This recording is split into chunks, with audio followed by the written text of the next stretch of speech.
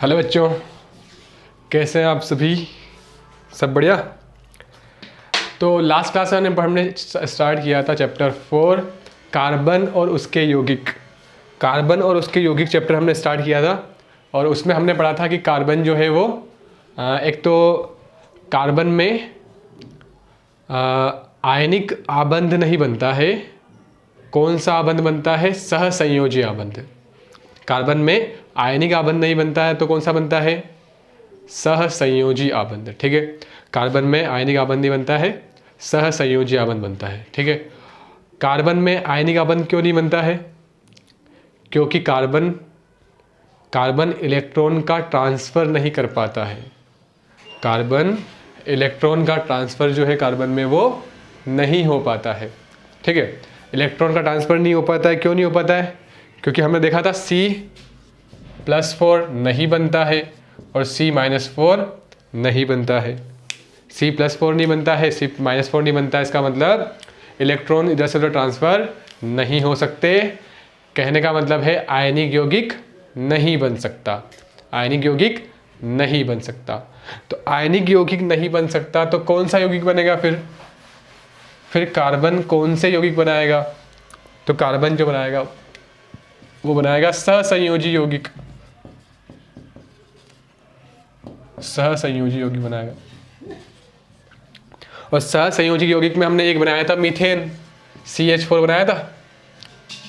सहसंयोजी यौगिक में क्या होता है कि इलेक्ट्रॉन का ट्रांसफ़र नहीं होता है, इलेक्ट्रॉन का स्थानांतरण नहीं होता है। क्या होता है फिर? इलेक्ट्रॉनों का साझा होता है। इलेक्ट्रॉनों का क्या होता है बेटा? साझा होता है। साझा होता है तो उस टाइप से फिर जैसे कि हमने देखा था ऑक्सीजन है। चलो एक बार इसका और देख लेते हैं। ये बनाया मैंने कार्बन। अब मैं इसके आसपास क्या बनाता हूँ? आखिरी कक्ष में जितने इलेक्ट्रॉन हैं तो कार्बन का होता है इलेक्ट्रॉनिक विन्यास 2,4। इसका मतलब आखिरी कक्ष में 4 इलेक्ट्रॉन। तो 1 2 3 4, ये 4 इलेक्ट्रॉन बना दिए मैंने आखिरी कक्ष के। आखिरी कक्ष के बनाते हैं हम हर बार। ठीक है, हाइड्रोजन के पास तो एक, इस हाइड्रोजन के पास एक, हाइड्रोजन के पास एक। ठीक है, अब ये हाइड्रोजन को एक इलेक्ट्रॉन चाहिए स्थायी होने के लिए, तो ये एक इलेक्ट्रॉन इससे कार्बन का क्या कर लेगा? साझा कर लेगा। अपना इलेक्ट्रॉन कार्बन के इलेक्ट्रॉन के साथ साझा कर लेगा। ये भी अपना इलेक्ट्रॉन कार्बन के इलेक्ट्रॉन के साथ साझा कर लेगा। ये भी इलेक्ट्रॉन साझा कर लेगा। ये भी अपना इलेक्ट्रॉन कार्बन के इलेक्ट्रॉन के साथ साझा कर लेगा। अब कार्बन के 4 इलेक्ट्रॉन जो है वो इन अलग अलग हाइड्रोजन के चारों इलेक्ट्रॉनों के साथ क्या कर लेंगे? इलेक्ट्रॉन का साझा कर लेंगे। ठीक है, तो इस टाइप से CH4 बनने वाला है। ठीक है, ये हो गई CH4 की इलेक्ट्रॉन बिंदु संरचना, इलेक्ट्रॉन डॉट स्ट्रक्चर हो गया। ठीक है, इलेक्ट्रॉन डॉट स्ट्रक्चर या इलेक्ट्रॉन बिंदु संरचना हो गई मीथेन की। ठीक है, तो इस टाइप से सर ये यहाँ पर 1 2 3 4, इसको हम ऐसे भी लिखते हैं। इसको हम ऐसे भी लिखते हैं C, इधर H, इधर H, इधर H, इधर H। यहाँ पर एकल आबंध, एकल आबंध, एकल आबंध और एकल आबंध। एकल आबंध ही है ना, देखो ना यहाँ पर एक एक इलेक्ट्रॉन का साझा हुआ है तो एकल आबंध। जैसे कि हमने देखा था CO2 के अंदर क्या होता था? CO2 के अंदर यहाँ पर C, यहाँ पर O, यहाँ पर O। ऑक्सीजन के आखिरी कक्ष में 6 इलेक्ट्रॉन, ऑक्सीजन के आखिरी कक्ष में 6 इलेक्ट्रॉन और कार्बन के पास कितने? आखिरी कक्ष में 4 इलेक्ट्रॉन। तो कार्बन अपने 2 इलेक्ट्रॉन तो इनके साथ साझा कर लेगा, ऑक्सीजन अपने 2 इलेक्ट्रॉन कार्बन के इन 2 इलेक्ट्रॉन के साथ साझा कर लेगा, और कार्बन जो है कार्बन के ये 2 इलेक्ट्रॉन इन 2 के साथ, ये 2 इलेक्ट्रॉन इन 2 के साथ, तो ये बन जाएगा CO2। ठीक है, ये हम पहले पिछली क्लास में ये सारा देख चुके हैं। तो यहाँ पर कौन सा आबंध बना है? यहाँ पर बना है द्विआबंध। यहाँ पर कौन सा आबंध बना है? द्विआबंध, क्योंकि यहाँ पर 2-2 इलेक्ट्रॉन की साझेदारी हो रही है। यहाँ पर तो एक इलेक्ट्रॉन की साझेदारी हो रही थी, यहाँ पर 2-2 इलेक्ट्रॉन की साझेदारी हो रही है, तो द्विआबंध बनेगा। ठीक है, चलो इसको हटा देता हूँ मैं। ठीक है, इसको मतलब ऐसे भी लिख सकते हैं और इसको ऐसे भी लिख सकते हैं। ये है इलेक्ट्रॉन बिंदु संरचना और ये है केवल संरचना। केवल संरचना ये रही और ये है इलेक्ट्रॉन बिंदु संरचना। ये है इलेक्ट्रॉन बिंदु संरचना, ये केवल संरचना। ठीक है,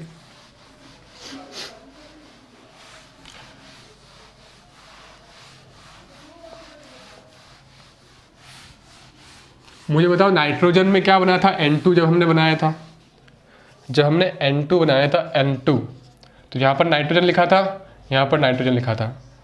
नाइट्रोजन के आखिरी कक्ष में कितने इलेक्ट्रॉन होते हैं चेक कर लो। नाइट्रोजन परमाणु क्रमांक होता है 7, इलेक्ट्रॉनिक विन्यास 2,5, तो बाहरी कक्ष में 5 इलेक्ट्रॉन होते हैं। कितने चाहिएंगे इसको? 3 इलेक्ट्रॉन चाहिएंगे, यानी कि ये 3 इलेक्ट्रॉन का साझा करेगा एक साथ।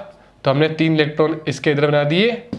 बचे कितने? अब 2 इलेक्ट्रॉन, देखो टोटल 5 है, बचे कितने? 2 इलेक्ट्रॉन, तो 2 इलेक्ट्रॉन को हमने यहाँ पर बना दिया। ठीक है, ठीक है। हम इलेक्ट्रॉन को हमेशा जोड़े में लिखते हैं, ऐसा नहीं कि एक इलेक्ट्रॉन यहाँ लिख दिया, एक इलेक्ट्रॉन यहाँ लिख दिया। हमेशा इलेक्ट्रॉन को हम जोड़े में लिखते हैं। लेकिन यहाँ पर हमने जोड़े में क्यों नहीं लिखा? क्योंकि यहाँ पर तो ये तीनों इलेक्ट्रॉन का साझा होने वाला है, तो इसलिए हमने यहाँ पर इसको जोड़े में नहीं लिखा। ठीक है, वरना हम ऑक्सीजन के लिए इलेक्ट्रॉन लिखते हैं ना, ऑक्सीजन के, तो हम 2-2 जोड़े में लिखते हैं ना, 2-2 जोड़े में ऐसे। तो हमेशा इलेक्ट्रॉन को जोड़े में लिखा जाता है। ठीक है, जोड़े में इसको बनाया जाता है। ठीक है, यहाँ पर जोड़े में क्यों नहीं बनाया? क्योंकि नाइट्रोजन जो है वो 3 इलेक्ट्रॉन का साझा करने वाला है, क्योंकि इसको 3 इलेक्ट्रॉन की ज़रूरत है। तो इस नाइट्रोजन को 3 इलेक्ट्रॉन, ये अपने 3 इलेक्ट्रॉन इन 3 इलेक्ट्रॉन के साथ साझा कर लेगा, और ये अपने 3 इलेक्ट्रॉन दूसरे नाइट्रोजन के 3 इलेक्ट्रॉन के साथ साझा कर लेंगे। ठीक है, तो यहाँ पर नाइट्रोजन और नाइट्रोजन के बीच में कौन सा आबंध बनेगा? यहाँ पर 3 इलेक्ट्रॉन का साझा हुआ, देखो 1 2 3, तो यहाँ पर कितना मतलब यहाँ पर कौन सा आबंध बनेगा? त्रि-आबंध बनेगा। यहाँ पर त्रि-आबंध बनने वाला है। तो ये हमने पूरा समझ लिया था यहाँ तक, तो ठीक है।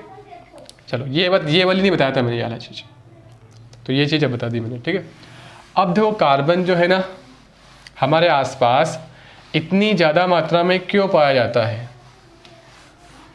कार्बन जो है वो इतनी ज़्यादा मात्रा में क्यों पाया जाता है? तो इसका एक रीज़न है, इसके 2-3 रीज़न है। पहला रीज़न है इसका श्रृंखलन। पहला रीज़न क्या है इसका? श्रृंखलन।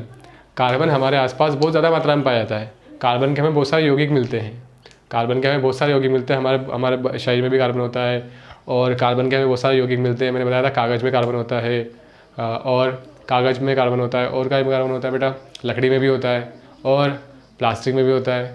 ठीक है ना, तो इस टाइप से हमारे आसपास जो है वो कार्बन के हमें बहुत सारे यौगिक देखने को मिलते हैं। लेकिन क्यों ऐसा, क्यों? उसके पीछे 3-4 रीज़न है जो हमें समझने हैं।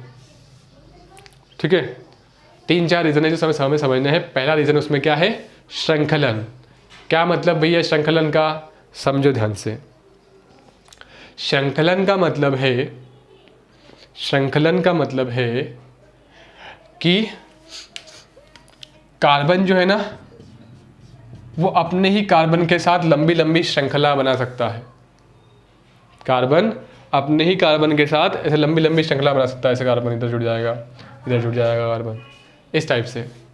तो कार्बन अपने ही परमाणु के साथ, कार्बन अपने ही परमाणु के साथ लंबी लंबी श्रृंखला बना सकता है। कार्बन के इस गुण को कहते हैं श्रृंखलन, और इसी वजह से कार्बन जो है ना वो बहुत ज़्यादा मात्रा में मिलता है। क्यों? कार्बन जो है ऐसा नहीं है कि कार्बन थोड़ा सा बन गया और फिर बाद में बन ही नहीं रहा है, तो फिर बाद में नहीं बन रहा है तो उससे फिर कम यौगिक मिलेंगे हमें। लेकिन कार्बन के बहुत लंबी लंबी चेन बन जाती है, और छोटी चेन ही बन जाती है, लंबी चेन ही बन जाती है। तो इसलिए कार्बन जो है वो ज़्यादा मात्रा में हमें अब आसपास देखने को मिलता है। दूसरा कारण क्या है इसका? दूसरा है इसकी संयोजकता। इसकी संयोजकता सबसे ज़्यादा होती है ना, इसकी संयोजकता 4 होती है, या हाईएस्ट यानी कि मैक्सिमम ज़्यादा से ज़्यादा संयोजकता 4 ही हो सकती है, और इसकी वो होती है 4 संयोजकता। और 4 होने से क्या होगा? 4 होने से ये होगा कि कार्बन जो है ना वो इधर इधर इधर इधर 4 अलग अलग परमाणु से वो जुड़ने की क्षमता रखता है। क्यों? क्योंकि इसकी संयोजकता 4 होती है। तो यहाँ पर 4 अलग अलग परमाणु आ सकते हैं। तो ये 4 अलग अलग परमाणु से जुड़ सकता है, तो अलग अलग तरह के ये यौगिक अलग अलग तरह के ये यौगिक बना सकता है। ठीक है, जैसे कि यहाँ पर अगर मैंने जोड़ दिया, मान लो ऑक्सीजन जोड़ दिया, इधर जोड़ दिया मैंने नाइट्रोजन, है ना, और फिर इधर कुछ जोड़ दिया, फिर मैंने इधर जोड़ दिया हाइड्रोजन, इधर जोड़ दिया फिर मैंने क्लोरीन कुछ भी जोड़ दिया मैंने। तो इस टाइप से अलग अलग चार अलग अलग परमाणु के साथ इसमें जुड़ने की क्षमता है। तो क्षमता होने के कारण ये ज़्यादा जो है ज़्यादा यौगिक बनाता है और हमारे आसपास ज़्यादा मात्रा में पाया जाता है। ठीक है, चलो तीसरा आता है फिर इसका प्रबल आबंध।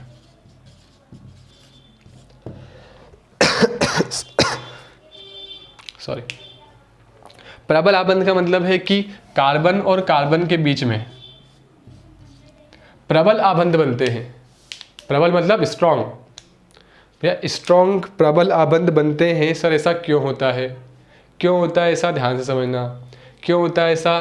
क्योंकि कार्बन जो है ना बेटा, उसका परमाणु आकार होता है छोटा। परमाणु आकार क्या होता है कार्बन का? कम होता है। और सर परमाणु आकार कम होने से क्या होता है? परमाणु आकार कम होने से क्या होता है कि ये आकार में छोटा है और एक दूसरे से जुड़े हुए हैं इस टाइप से, तो इनके बीच में क्या रहेगा? प्रबल आबंध रहेगा। इनके बीच में क्या रहेगा? प्रबल आबंध रहेगा। इनके बीच में यहाँ पर जो है वो स्ट्रॉन्ग बॉन्डिंग रहेगी। तो इसलिए स्ट्रॉन्ग बॉन्डिंग होने की वजह से ये फिर ज़्यादा कंपाउंड बनाएंगे, यानी कि ज़्यादा यौगिक बनाएंगे। कंपाउंड मतलब यौगिक। ठीक है, तो ज़्यादा यौगिक इसके हमें मिलने वाले हैं। ठीक है, प्रबल आबंध है ना इसके बीच में। ठीक है, चलो अगला आता है इसका, हाँ छोटा आकार तो मैंने बता ही दिया है। छोटा आकार होने की वजह से ये प्रबल आबंध बनाता है। ठीक है, तो ये 2-3 रीज़न है इसके, 2-3 कारण है कि कार्बन जो है हमें ज़्यादा मात्रा में मिलता है प्रकृति में। पहला क्या बताया मैंने? श्रृंखलन। श्रृंखलन का मतलब क्या है? श्रृंखलन का मतलब है कि कार्बन अपने ही परमाणुओं के साथ लंबी लंबी श्रृंखला बना सकता है, और कार्बन का यह गुण श्रृंखलन कहलाता है, और इसी कारण कार्बन ज़्यादा मात्रा मिलता है। ठीक है, पहला कारण तो ये हो गया। दूसरा कारण क्या है? संयोजकता। कार्बन की संयोजकता कितनी होती है? 4 होती है। ठीक है, कार्बन की संयोजकता 4 होती है, और बाकी की 3, 2, 1 ऐसी होती रहती है। 4 से ज़्यादा तो किसी की होती नहीं है। ठीक है ना, तो कार्बन की संयोजकता 4 होती है। 4 होती है मतलब 4 अलग अलग परमाणु के साथ इसकी क्या है? जुड़ने की क्षमता है। ठीक है, प्रबल आबंध, कार्बन प्रबल आबंध बनाता है। क्यों बनाता है? कार्बन का आकार छोटा होता है तो ये अच्छे से जो है वो आबंध बनाएगा, अच्छी बॉन्डिंग होगी, और हमारे पास आबंध बनेगा। कैसा बनेगा? प्रबल आबंध बनेगा। ठीक है, चलो ये बात सबको क्लियर हो गई।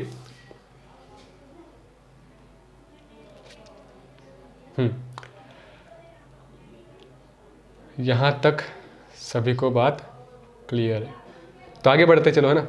अब इसको 2 मिनट में नोट कर लेता हूँ, मैं मतलब पॉज कर लेता हूँ।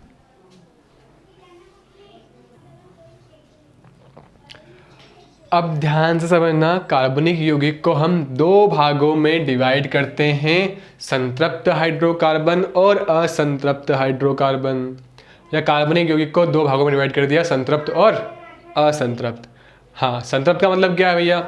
संतृप्त का मतलब ये है कि कार्बन और कार्बन के बीच में अगर एकल आबंध है, एकल आबंध का मतलब एक इलेक्ट्रॉन की साझेदारी हो रही है ना, तो कार्बन और कार्बन के बीच में अगर एकल आबंध है तो वो हाइड्रोकार्बन कहलाएंगे, संतृप्त हाइड्रोकार्बन। ठीक है, और हाइड्रोकार्बन मतलब हाइड्रोजन और कार्बन से मिलकर बना हुआ जो यौगिक रहेगा, जैसे कि CH4, C2H6, ये कार्बन और हाइड्रोजन से मिलकर बना हुआ यौगिक है, तो वो कहलाएगा हाइड्रोकार्बन। ठीक है, तो हम बात कर रहे हैं संतृप्त हाइड्रोकार्बन की। संतृप्त हाइड्रोकार्बन में क्या बताया मैंने कि कार्बन और कार्बन के बीच में एकल आबंध है, तो वो कहलाएगा संतृप्त हाइड्रोकार्बन, और कार्बन के बीच में द्वि या त्रिआबंध है तो वो कहलाएगा असंतृप्त हाइड्रोकार्बन। ठीक है, कार्बन कार्बन के बीच में एकल आबंध संतृप्त हाइड्रोकार्बन, कार्बन कार्बन के बीच में डबल आबंध यानी कि द्विआबंध, द्विआबंध या त्रिआबंध। यहां लिख देता हूं मैं एकल आबंध। एक और कहां गया मार्कर?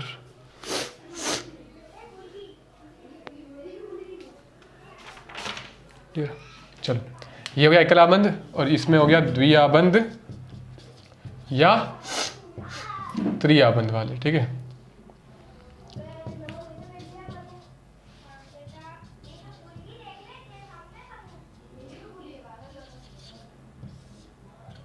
ठीक है।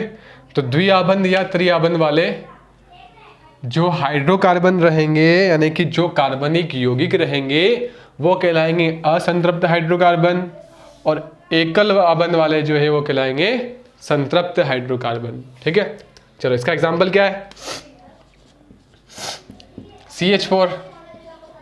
CH4 है ना, जिसमें देखो क्या, जिसका इसका संरचना कैसी होती है?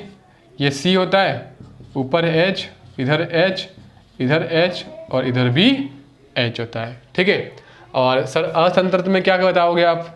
असंतृप्त में देखो कार्बन कार्बन के बीच में द्विआबंध या फिर कार्बन कार्बन के बीच में तीन आबंध। अब क्या करें सर? अब हाइड्रोजन तो यहाँ दिख ही नहीं रहे हमें, तो कार्बन और कार्बन के बीच में दो आबंध तो बन गए, यानी कि 2 इलेक्ट्रॉन का तो इसने साझा कर लिया। बचे कितने और इलेक्ट्रॉन का मुझे साझा करवाना है? मुझे 2 इलेक्ट्रॉनों का और साझा करवाना है। इसमें भी 2 इलेक्ट्रॉन का साझा करवाना है, इसमें भी 2 इलेक्ट्रॉनों का साझा करवाना है। तो वो 2 इलेक्ट्रॉनों का साझा मैं हाइड्रोजन से करा दूंगा, यानी कि एक हाइड्रोजन इधर लगा दूंगा, एक इधर और एक इधर। इसका मतलब कि ये हमारे पास बन गया C कितना है? 2, H कितना है? 4, तो C2H4 हमारे पास बन गया। ठीक है, तो ये हमारे पास उदाहरण हो गया किसका? असंतृप्त हाइड्रोकार्बन का, जिसमें कार्बन कार्बन के बीच में द्विआबंध है। अब कार्बन कार्बन के बीच में अगर हम त्रिआबंध लगाना चाहें तो बताओ अब कितने हाइड्रोजन जोड़ूं मैं? इधर कार्बन ने 3 आबंध तो बना लिए, कितने बनाता है कार्बन? 4, तो एक हाइड्रोजन इधर लगाओ, एक हाइड्रोजन इधर लगाओ। हाइड्रोजन ही क्यों लगा रहे हैं हम? क्योंकि हम बात कर रहे हैं हाइड्रोकार्बन की, तो या तो इसमें कार्बन रहेगा, कार्बन के साथ और क्या रहेगा? हाइड्रोजन। ठीक है, तो ये क्या बन गया? C2H2 बन गया। ठीक है, जो किसका उदाहरण है? जो असंतृप्त हाइड्रोकार्बन के 2 उदाहरण है, एक तो C2H4, एक C2H2 है ना। जरूरी नहीं है कि इसे 2 कार्बन ही होंगे, ऐसा भी हो सकता है कि C डबल बॉन्ड C, तो यहाँ पर द्विआबंध दिख गया हमें, तो ये असंतृप्त हाइड्रोकार्बन इसमें आ जाएगा। ठीक है, अगर ऐसा होता कार्बन कार्बन कार्बन कार्बन, तो यहाँ पर सब में क्या है? एकल आबंध है, तो इसका मतलब ये हो जाएगा संतृप्त हाइड्रोकार्बन। ठीक है, तो यहाँ तक नोट कर लो फटाफट से, फिर हम बढ़ते हैं आगे।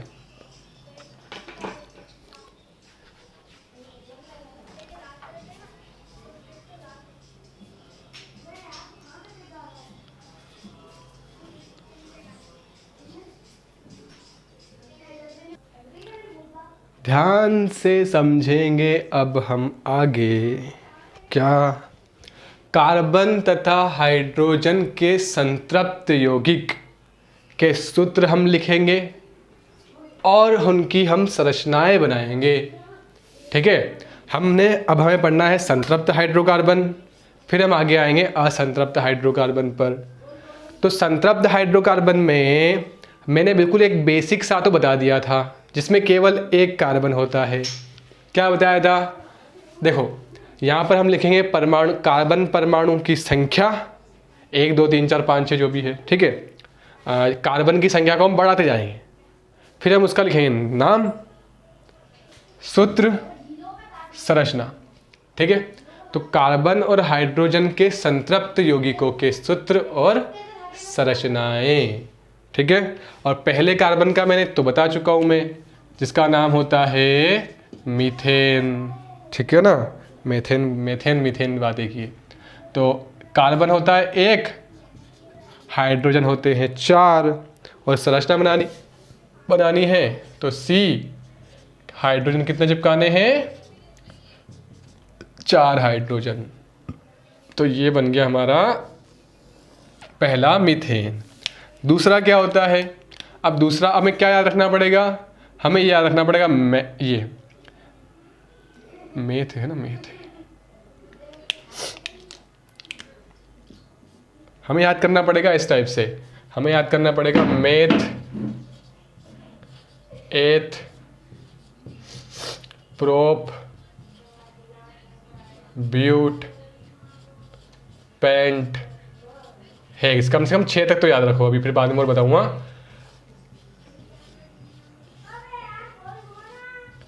कि अगर एक कार्बन होना तो उसका नाम स्टार्ट होता है मेथ से, अगर एक कार्बन हो तो उसका नाम स्टार्ट होता है मेथ से, 2 कार्बन हो तो उसका नाम स्टार्ट होता है एथ से, 3 कार्बन हो तो उसका नाम स्टार्ट होता है प्रोप से, 4 कार्बन हो तो नाम स्टार्ट होता है ब्यूट से, 5 कार्बन हो तो नाम स्टार्ट होता है पेंट से, 6 कार्बन हो तो नाम स्टार्ट होता है हेक्स से। ठीक है, और हम पढ़ रहे हैं संतृप्त हाइड्रोकार्बन, तो संतृप्त हाइड्रोकार्बन में इसके साथ जुड़ जाता है एन। क्या जुड़ जाता है, एन। तो मुझे बताओ पहला क्या बना, देखो पहला बना मेथेन, पहला क्या बना, मेथेन। ये किसकी बात करी, ये बात करी जिसमें संतृप्त, संतृप्त का मतलब एकल आबंध हो, जिसमें क्या हो, एकल आबंध। तो एकल आबंध वाले में क्या जुड़ जाएगा, एन जुड़ जाएगा। दिख रहा है क्या बात तक, चलो। तो ये हो गया मेथेन। अब मुझे बताओ अगर 2 कार्बन होते तो मैं क्या नाम लिखता उसको, तो मैं नाम लिखता एथेन। 2 कार्बन होते तो क्या नाम लिखता मैं, एथेन। अब 2 कार्बन है तो पहले संरचना बनाते हैं फिर सूत्र पर आए हैं। तो अगर 2 कार्बन होते तो अब हाइड्रोजन जोड़े, चलो हाइड्रोजन जोड़ते हैं। इस कार्बन ने 1 इलेक्ट्रॉन का साझा कर लिया, यानी कि 1 आबंध तो बना लिया। कितने और आबंध बनाने हैं, इसको 3 और बनाने हैं। कार्बन टोटल कितने आबंध बनाता है, 4 आबंध बनाता है कार्बन। तो कार्बन ने इधर एक आबंध तो बना लिया, अब बचे 3, तो यहाँ पर हम 3 क्या जोड़ देंगे, हाइड्रोजन जोड़ देंगे। ठीक है, ये कार्बन ने इधर 1 आबंध तो बना लिया, अब बनाएगा और 3, तो 3 और हम हाइड्रोजन यहाँ पर जोड़ देंगे। ठीक है, तो ये हमारा बन गया एथेन। तो उसका सूत्र लिखो तो बताओ कार्बन कितने हैं, 2, हाइड्रोजन कितने हैं, 2, 2 4 और 2 6 हाइड्रोजन है। तो एथेन का सूत्र बना लिया हमने, तो बना लेंगे हम सूत्र। कैसे बनाएंगे, हमें ये याद होना चाहिए कि एथेन का मतलब कितने कार्बन, 2 कार्बन। प्रोप का मतलब प्रोपेन का मतलब 3 कार्बन, तो है ना। तो वो सब हम आगे पढ़ेंगे थोड़ा और अच्छे से। अभी सिर्फ बेसिक समझाओ, बेसिक चीज़ें, ये सारी बेसिक चीज़ें ये समझ में आ गई ना, तो आगे सारा हमें समझ में आ जाएगा। ठीक है, चलो तीसरा स्टार्ट करते हैं। तीसरा नाम क्या है, प्रोपेन। प्रोपेन के लिए कार्बन कितने होंगे, 3 कार्बन। तो 1 2 3 कार्बन। इस कार्बन ने तो 1 आबंध बना लिया, तो 3 और बनाएगा। टोटल हो गए इसके 4, टोटल 4 उसके हो गए। इस कार्बन ने 1 इधर बनाया है, तो 3 और बना लेगा। तो इस कार्बन के भी कितने हो गए, 4 हो गए। बीच वाले कार्बन की बात कर लेते हैं। इसने 1 आबंध तो इधर बना लिया, 1 इधर बना लिया, तो 1 ऊपर और 1 नीचे। तो टोटल इसके भी कितने हो जाएंगे, इसके भी 4 हो जाएंगे। फॉर्मूला क्या बन जाएगा, फॉर्मूला बन जाएगा C है 3 और H कितने हैं, 8। गिन लो एक बार, 8 ही है क्या, हाँ 8 ही है। ठीक है, इस टाइप से हमने बना दिया प्रोपेन। ठीक है, ये हम बना रहे हैं क्या बना रहे हैं बेटा, संतृप्त यौगिक। संतृप्त यौगिक का मतलब कार्बन के बीच में सिर्फ एकल आबंध रहेगा। ठीक है, अगला देखो, अगला क्या लिखेंगे, प्रोप के बाद क्या आएगा, ब्यूट। तो अब क्या आएगा, ब्यूटेन। ब्यूटेन में कार्बन कितना होंगे अब, 1 2 3 4, इधर एक हाइड्रोजन, इधर एक हाइड्रोजन, इधर एक हाइड्रोजन, 4 आबंध बना लिए कार्बन ने। इसने एक ही बना रखा है, तो 3 हाइड्रोजन और चिपका देंगे हम, है ना। देखो कार्बन के 4 आबंध बनने चाहिए बस, ठीक है। अब यहाँ पर कार्बन के 2 आबंध बने हुए हैं, तो 2 और हाइड्रोजन हम चिपका देंगे। यहाँ पर कार्बन के 2 आबंध बने हैं, 2 हाइड्रोजन और चिपका देंगे, इस टाइप से। अब कितना देखो, कार्बन कितने हुए, कार्बन तो 4 है, हाइड्रोजन कितना है, हाइड्रोजन 10 है क्या, देखो सॉरी। तो इस टाइप से बन जाएगा ये। अब यहाँ पे नोट कर लो, फिर हम आगे बढ़ते हैं।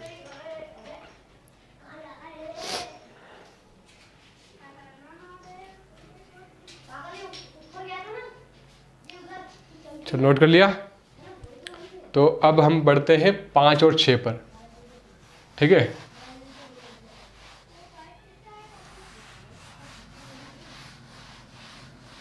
वो भी लिख लेना साइड में, है ना, उसको पूरा लिख देता हूँ मैं अभी। चल,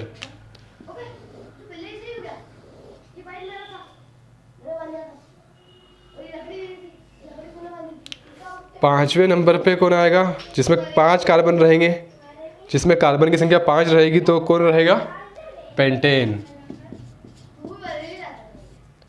पेंटेन। और 5 कार्बन तो 1 2 3 4 5, इधर एक बंद बना हुआ है, 3 और बना देंगे, एक बना हुआ है, 3 और बना देंगे, 2 बने हुए हैं तो 2 जोड़ देंगे, 2 बने हुए हैं, 2 और जोड़ देंगे, 2 बने हुए हैं, 2 और जोड़ देंगे। नाम क्या हो जाएगा इसका, सी कितने हो गए, 5, एच कितने हो गए, 5 10 12 हो गए, ठीक है। छठा देखो, पेंटेन के बाद आएगा हेक्सेन। हाँ, सी कितना हो जाएगा, हाँ यहाँ पर बनाओ, चलो हेक्सेन।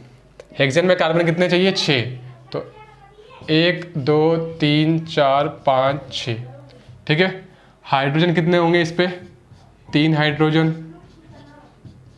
इस पे भी 3 हाइड्रोजन, इस पे 2 बंद बना लिए, 2 बना लेगा हाइड्रोजन, 2 बना लिए, 2 बना लेगा हाइड्रोजन, 2 बना लिए, 2 बना लेगा हाइड्रोजन, 2 बना लिए, 2 बना लेगा हाइड्रोजन। तो इसका नाम क्या हो जाएगा, सी कितने हो गए, 6, एच कितने हो गए, 14 हो गया, गिन लो एक बार।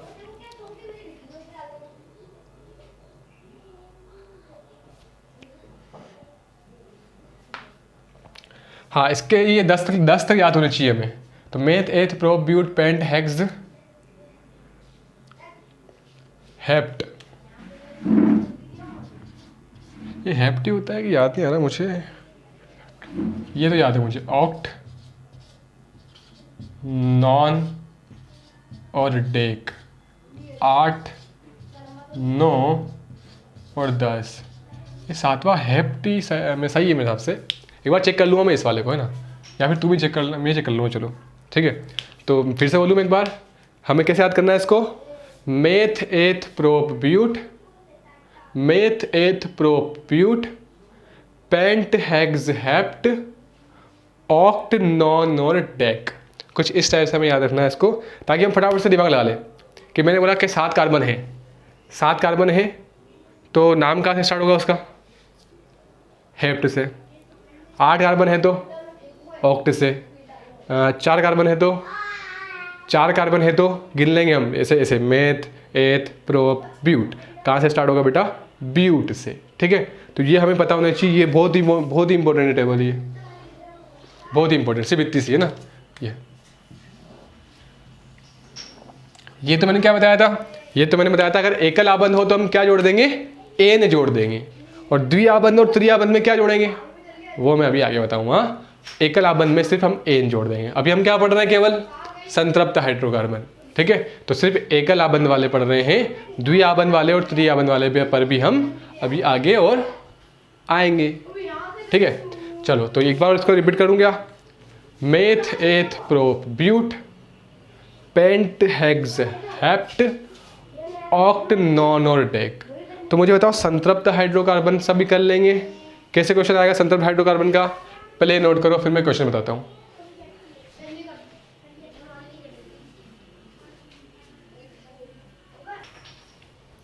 क्वेश्चन आएगा बेटा कि प्रोपेन की संरचना बनाओ, प्रोपेन की संरचना बनाओ। तो कैसे बनाएंगे, हम देखेंगे कि यहाँ पर प्रोप आ रहा है। प्रोप का मतलब है मेथ एथ प्रोप, 3 कार्बन रहेंगे। तो मैंने यहाँ पर बना दिए 1 2 3 कार्बन हमने बना दिए। लास्ट में क्या दिख रहा है हमें, लास्ट में हमें एन दिख रहा है, एन। तो एन का मतलब मैंने क्या बताया था कि संतृप्त हाइड्रोकार्बन रहेगा, यानी कि एकल आबंध रहेगा। तो इसमें एकल आबंध ही लगाएंगे, कहीं पर भी द्विआबंध हम नहीं लगाएंगे। तो ये बन गया हमारा प्रोपेन। अब हमें क्या करना है, हाइड्रोजन जोड़ना है।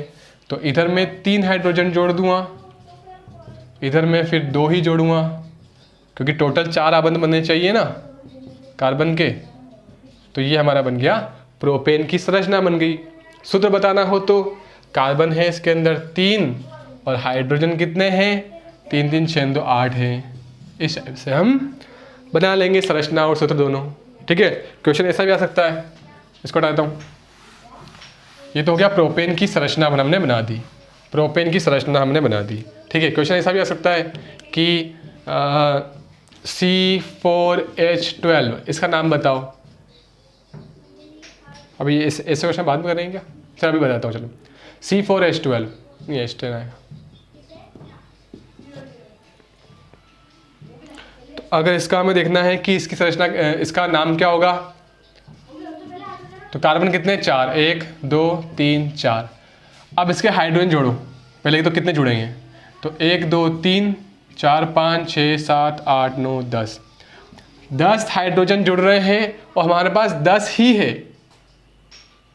ठीक है, 10 हाइड्रोजन जुड़ रहे हैं और हमारे पास 10 ही है। तो नाम क्या हो जाएगा इसका, यहाँ पर कहीं पर भी द्विआबंध नहीं है, एकल आबंध ही है। तो मेथ एथ प्रो ब्यूट, तो 4 कार्बन से ब्यूट तो हमने लिख दिया, 4 कार्बन की वजह से हमने ब्यूट तो लिख दिया। और कहीं पर भी द्विआबंध नहीं है, कहीं पर भी द्विआबंध नहीं है, सिर्फ एक आबंध है। तो हम क्या लिख देंगे, ब्यूटेन कर देंगे, यानी कि ये संतृप्त वाला उदाहरण है। ठीक है, अब डबल बॉन्ड आ जाए, यानी कि द्विआबंध आ जाए, तो उसको कैसे करेंगे, तो उसको हम करेंगे नेक्स्ट क्लास में। द्विआबंध वाला और त्रिआबंध वाला, द्विआबंध वाला और त्रिआबंध वाला हम करने वाले हैं नेक्स्ट क्लास में, उसमें कैसा क्या रहेगा। ठीक है, तो एकल आबंध वाले सबको क्लियर है। तो हमें याद क्या करना है, कल याद करके आएंगे सभी। Meth eth pro but, pent hex hept, oct non और डेक। ये तो कम से कम याद कर ही लेना, बाकी कुछ नहीं याद करो तो, क्योंकि इससे ही फिर आगे वाली क्लास रिलेटेड रहेगी। ठीक है, इसी पर बेस फिर हम आगे और भी क्वेश्चन करेंगे, जिसमें द्विआबंध भी आएगा और त्रिआबंध भी आएगा। बिल्कुल आसान है, कुछ भी नहीं है। जैसे कि एकल आबंध वाला कितना आसान था, है ना, इसमें तो हमें याद भी करना पड़ा मेथ एथ प्रोब्यूट। अब ये मेथ एथ प्रोब्यूट एक बार याद कर लिया ना हमने, तो वो द्विआबंध में भी लग जाएगा और त्रिआबंध में भी आगे हमारे यूज़ हो जाएगा। ठीक है, चलो तो आज के लिए फिर इतना ही रखते हैं, फिर मिलते हैं नेक्स्ट क्लास में। ठीक है, तब तक के लिए बाय बाय। ठीक है, बाय।